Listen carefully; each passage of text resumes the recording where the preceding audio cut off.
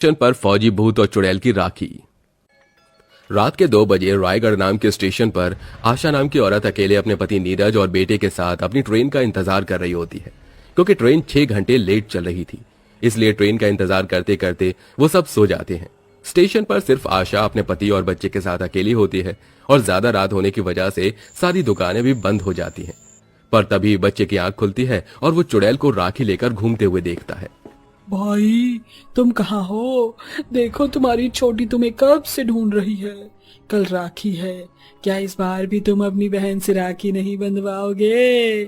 बेटा, क्या तुमने यहाँ किसी फौजी अंकल को देखा है? नहीं। क्या तुम अपने परिवार के साथ यहाँ सो रहे हो और तुमने यहाँ किसी फौजी को नहीं देखा? झूठ बोल रहे हो मुझसे। बच्चे की बात सुनकर चुड़ैल को गुस्सा आ जाता है और वो उसे और डराने लगती है। बच्चा पहले से ही डरा होता है, पर चुड़ैल की ये बात सुनकर वो और भी ज्यादा डर जाता है और डर से अपनी आंखें बंद कर लेता है और जोर जोर से चिल्लाने लगता है। बच्चे की आवाज सुनकर आशा और नीरज की आंखें खुल जाती हैं। क्या हुआ बेटा, तुम इतनी जोर से क्यों चिल्लाए? माँ, मैंने यहाँ एक चुड़ैल देखी जो राखी लेकर घूम रही है और किसी फौजी के बारे में मुझसे पूछ रही थी, और जब मैंने उसे मना किया तो वो मुझे मारने के लिए आगे बढ़ी। बेटा, तुमने कोई सपना देखा होगा। नहीं माँ, मैं सच कह रहा हूँ। मैंने कहा था तुमसे, वो पागल अंजलि मरने के बाद भी राखी लेकर यहीं घूम रही है, अपने भाई को राखी बांधने के लिए। इसीलिए बोल रही थी मैं तुम्हें कि इस स्टेशन से ना जाकर कोई दूसरा स्टेशन ले लेते हैं, पर तुम्हें तो यहीं से जाना होता है। पता नहीं तुम मेरी कभी सुनते क्यों नहीं हो। अरे इतना नाराज क्यों हो रही हो? आज तक अंजलि ने किसी का कुछ नहीं बिगाड़ा। अब बच्चे के सामने उसकी बातें मत करो। ट्रेन बहुत ज्यादा लेट है, मेरी मानो तो अभी मौका है, यहाँ से दूसरे स्टेशन चलते हैं, वहां से हम अपनी ट्रेन पकड़ लेंगे। मैं अपने बच्चे को इस तरह से डरा सहमा नहीं देख सकती, और वैसे भी मुझे चुड़ैल पर जरा भी भरोसा नहीं है। चुड़ैल बनने के बाद चुड़ैल सिर्फ खून की प्यासी होती है। माँ, आप और पापा किसकी बातें कर रहे हो? बच्चा अपनी माँ से जैसे ही सवाल करता है, अंजलि उसे बच्चों के सामने एक बार फिर आ जाती है और उस बच्चे के सवाल का जवाब देती है। तुम्हारी माँ मेरी बात कर रही है। क्यों भाभी, सही कहा ना मैंने? अंजलि तुम? क्या हुआ भाभी, मुझे देखकर डर क्यों गई? मुझे इस स्टेशन पर जितना इंतजार अपने भाई का है, उससे कहीं ज्यादा इंतजार आपका था। अंजलि, ये तुम क्या बोल रही हो? भाभी, भैया को बताया नहीं कि मैं आपका इंतजार क्यों कर रही हूँ? चुड़ैल की ये बात सुनकर आशा 5 साल पुरानी बातें याद करने लगती है। अरे अंजलि, मेरा एक सूट सिल देना, बहुत जल्द रक्षाबंधन आ रहा है। मैं सोच रही हूँ कि इस बार मैं अपने भाई को खुद राखी बांधने के लिए जाऊँ। भाभी, अगर ऐसी बात थी तो कुछ दिन पहले सूट दे देती। 3 दिन बाद ही तो रक्षाबंधन है, और तुम तो जानती हो इस बार मैं रक्षाबंधन पर रायगढ़ स्टेशन जा रही हूँ। कुछ देर के लिए ही सही, पर मेरे भाई की ट्रेन वहां से गुजरती हुई 5 मिनट के लिए वहां रुकेगी, और मैंने सोचा है कि इस बार मैं राखी न भिजवाकर खुद स्टेशन पर जाकर अपने भाई को राखी बांधूं। हाँ, तो अभी तेरे पास 3 दिन बाकी है, तो 2 दिन में मेरा सूट तैयार कर दे, और तीसरे दिन तो स्टेशन पर जाकर अपने भाई से मिलाना। मैंने कौन सा रोका है? अच्छा ठीक है भाभी, दे दो। आशा अपना सूट अंजलि को देकर वहां से चली जाती है। अंजलि एक टेलर थी और उसने अपनी छोटी सी दुकान खोल रखी थी। गांव के सभी लोग अंजलि के ही पास अपने कपड़े सिलवाते थे। अंजलि का भाई विक्की फौज में था।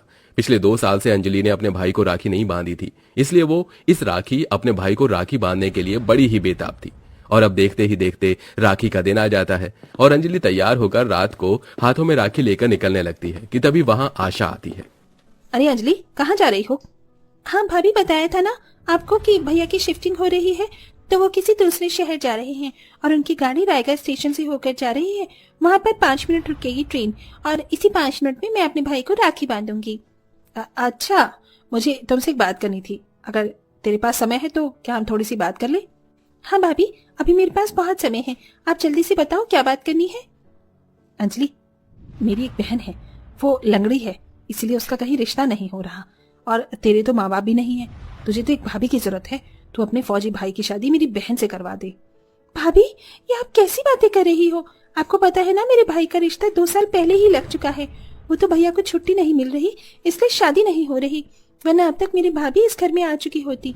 माफ करना मुझे, पर मैं अपने भाई की शादी आपकी बहन से नहीं करवा सकती। क्यों नहीं करवा सकती? क्योंकि मेरी बहन लंगड़ी है?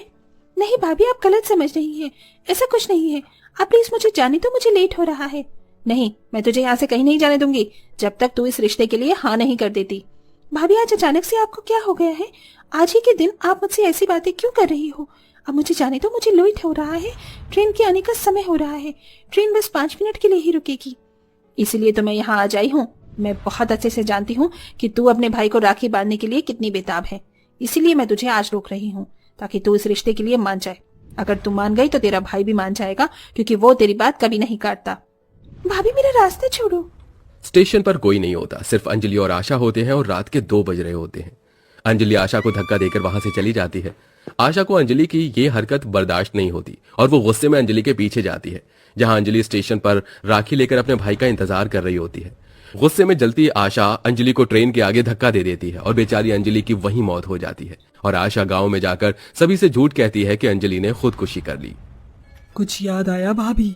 आपकी वजह से उस दिन मैं अपने भाई को राखी नहीं बांध पाई। आखिर ऐसी क्या दुश्मनी थी जो तुमने मुझे ट्रेन के सामने धक्का दे दिया? आशा, अंजलि की जान उस दिन तुमने ली थी? इसका मतलब उस दिन तुमने गांव वालों को जो बताया वो सब झूठ था? हाँ, मैंने अंजलि की जान ली, पर मेरा इरादा उसे मारने का नहीं था। पर जब उसने मेरी बहन के लिए अपने भाई का रिश्ता ठुकराया तो पता नहीं मुझे क्या हो गया। गुस्से में आकर मैंने वो करा जो मुझे नहीं करना चाहिए था। मुझे माफ कर दो अंजलि। तुमने सोच भी कैसे लिया कि मैं तुम्हें माफ कर दूंगी? मैं तुम्हारी जान उसी तरह लूंगी जैसे तुमने मेरे ली थी। बस एक बार मैं अपने भाई को राखी बांध दूं। अंजलि, आज रक्षाबंधन है। पिछले कई सालों से मैंने भी अपने भाई को राखी नहीं बांधी है। बहुत दिनों के बाद मैं अपने भाई को राखी बांधने के लिए जा रही हूँ। मुझे मेरे भाई को राखी बांधने दो। इतना बोलकर आशा अंजलि के सामने हाथ जोड़कर अपनी जान की भीख मांगने लगती है। पर तभी एक ट्रेन वहां रुकती है और उस ट्रेन में से एक भूत उतरता है, जो अंजलि को आवाज देकर स्टेशन पर उसे ढूंढने लगता है। छोटी, तू कहाँ है? देख, तेरा भाई तुझसे राखी बंधवाने आया है। तुझे याद है ना कि गाड़ी सिर्फ स्टेशन पर 5 मिनट के लिए रुकेगी। उस भूत को स्टेशन पर देख वहां खड़े सभी लोग डर जाते हैं, क्योंकि वो भूत कोई और नहीं बल्कि अंजलि का भाई था। चुड़ैल अपने भूत भाई को देखकर हैरान हो जाती है और उसे रोककर उसके गले लग जाती है। रोते हुए उससे उसकी मौत की वजह पूछती है। भैया, तुम भूत कैसे बन गए? तुम्हारे साथ क्या हुआ? अंजलि मेरी बहन, आखिर तू मुझे मिल ही गई। उस दिन जब ट्रेन यहाँ आई और मैं स्टेशन से उतरा तो मैंने यहाँ लोगों की भीड़ देखी। भीड़ देखकर जब मैं यहाँ आया तो मैंने देखा कि तेरी लाश स्टेशन पर पड़ी है। तेरी लाश को देखकर मेरे पैरों तले जमीन खिसक गई। मैं राखी वाले दिन तेरी मौत का सदमा बर्दाश्त नहीं कर पाया और मुझे हार्ट अटैक आ गया और मैंने भी वही दम तोड़ दिया। बस तब से ही मैं हर साल राखी पर इसी स्टेशन उसी ट्रेन में आता हूँ। ट्रेन 5 मिनट के लिए यहाँ स्टेशन पर रुकती है और मैं तुझे ढूंढता हूँ।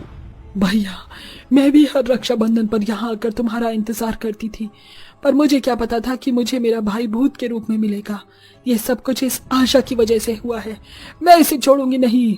इतना बोलकर अंजलि हवा में उड़ने लगती है और तेज आंधी तूफान चलती है और तेज हवा में आशा खुद को संभाल नहीं पाती और धीरे धीरे स्टेशन के किनारे पर आ जाती है। और जैसे ही ट्रेन आती है आशा ट्रेन के सामने गिर जाती है और उसी वक्त सबके सामने आशा की मौत हो जाती है। आशा की मौत पर उसका पति और बच्चे रोने लगते हैं, तो वहीं अंजलि जो कि चुड़ैल बन चुकी थी वो अपने भूत भाई को राखी बांधती है और इस तरह रक्षाबंधन मनाने के बाद चुड़ैल और भूत की आत्मा को मुक्ति मिल जाती है।